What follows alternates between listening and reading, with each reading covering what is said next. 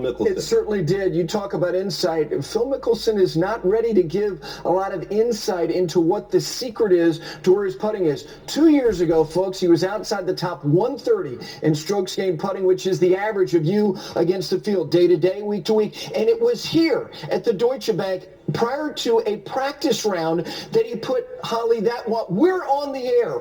This footage is from Morning Drive 2 years ago, and he fiddled with it. Charlie's fiddled with a lot of things. Now he says, you know what? I got a secret, and I'm keeping it just that. Now, are you ready to unbuckle and undress this secret for us? Well, yeah. I mean, here's what's so interesting to me about what Phil said yesterday. He said that he's talked to 8 of the top putters in the world. We don't know who's on that list, but he said he took notes, and he talked to them from anywhere from 30 minutes to 2 hours. And Damon, he said there's one thing that all 8 have in common.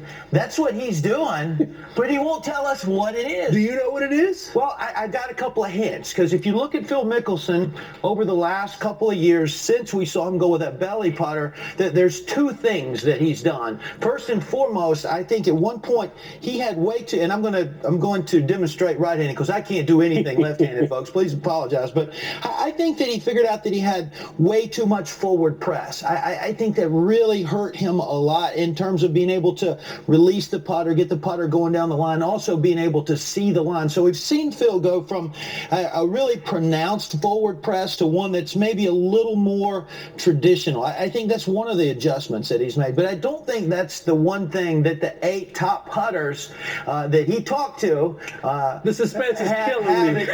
have in common. I think this large grip that Phil Mickelson is using is part of the secret, because I think what was going on with Phil, and he wants us to guess. He said, take a shot at it, folks. But I think what's going on when you talk to the top putters in the world, I think grip pressure is really a key, because what happens is when your grip pressure changes during the stroke, and let me just sort of demonstrate right here. I'll show you if we can get this shot straight on here, Charlie. When I squeeze that putter and my grip pressure changes, I'm not doing anything but changing the grip pressure, and you can see the putter, the face angle moving a little bit. And when you're talking about putts from 6, 7, 8 feet, if you change your grip pressure during the stroke, and that putter blade moves a half a degree one way or the other, that's the difference between making and missing. Constant grip pressure. Right. I think when you go to this bigger grip,